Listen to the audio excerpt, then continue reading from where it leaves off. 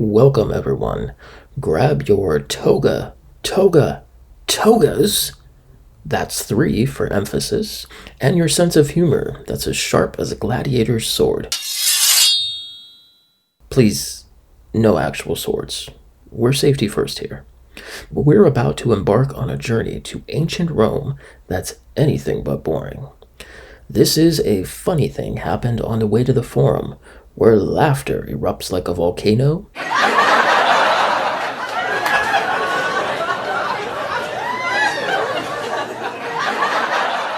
and absurdity reigns supreme. Wow! A Funny Thing Happened on the Way to the Forum is a musical with music and lyrics by Stephen Sondheim and a book by Bert Shevelove and Larry Gelbart. Inspired by the farces of the ancient Roman playwright Plautus, the musical tells the body story of a slave named Pseudolus and his attempts to win his freedom by helping his young master woo the girl next door. Hello? Hello? Hello? Hello? The plot displays many classic elements of farce, including puns, the slamming of doors, cases of mistaken identity, and satirical comments on social class. The production opened on Broadway at the Albin Theater in May of 1962, then transferring to the Mark Hellinger Theater, and finally the Majestic Theater, playing for a total run of 964 performances. Now, the show's creators sought Phil Sobers for the lead role of Pseudolus, but he turned them down, allegedly because he would have to perform on stage without his glasses, and his vision was so poor that he feared tripping into the orchestra pit. Now, eventually, Zero Mostel was cast after Milton Berle passed on the role. During out-of-town tryouts, the show attracted little business and did not play well. So Jerome Robbins was called in to give advice and make some changes. The biggest change Robbins made was adding a new opening number to replace Love is in the Air and introduce the show as a bawdy, wild comedy. After, Stephen Sondheim wrote the song Comedy Tonight as the new opening number, and from that point on, the show was a success. Now, the cast included Zero Mostel, Jack Gifford, one of Cecil B. DeMille's stock company members, John Carradine, 6-decade career performer Ruth Cobart, and American character actor Raymond Walburn. The show won 6 Tony Awards, including Best Musical, becoming Sondheim's first production for which he wrote both music and lyrics, and did not earn a single nomination.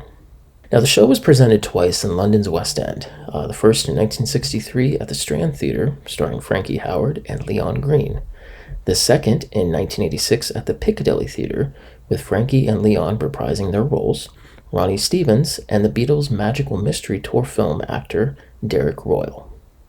Now, in 1966, United Artists would release a film adaptation starring both Mostel and Guilford reprising their Broadway roles, as well as Leon Green and Phil Sobers reprising theirs. The original Phantom himself, Michael Crawford, was brought on to play the hero, and Buster Keaton would make his final film appearance in the role of Erroneous. Now, Broadway's first revival would open in 1972 at the Lunt-Fontanne Theater, running for 156 performances and starring Phil Sobers, Lou Parker, the world's greatest magician, Carl Ballantine, and Reginald Owen as Erroneous. Soon after, Phil Silvers would unfortunately suffer a stroke, causing the production to close. However, the show managed to still win 2 Tony Awards. Broadway's second revival opened in 1996 at the St. James Theater, running for 715 performances and starring 3-time Emmy Award winner and 6-time Drama Desk Award winner Nathan Lane, Mark Linn-Baker, The Lion King's original voice of Puma, Ernie Sabella, and Sopranos actor Louis Stadlin. In 2004, a limited run opened at the Royal National Theatre with Welsh actor Desmond Barrett, Australian actor Philip Quast, British comedian Hamish McCall, and Isla Blair. Now, fun fact, each actor who has opened the role of Pseudolus on Broadway has won a Best Leading Actor Tony Award for his performance. In October 2012, the play opened at Her Majesty's Theatre in Melbourne, Australia, starring Geoffrey Rush, Magda Szubanski, and Australian stand-up comedian Shane Bourne. And so, another episode draws to a close, leaving us with hearts full of laughter and minds buzzing with the echoes of ancient Roman buffoonery. Remember, even in a world of mistaken identities and jealous vendettas, there's always room for humor, love, and for a well-timed pratfall.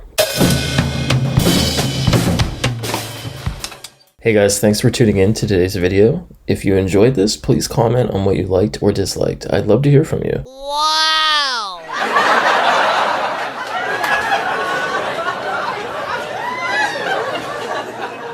And if you want to see other videos like this, make sure you hit that like button and subscribe. And until next time, that's a wrap.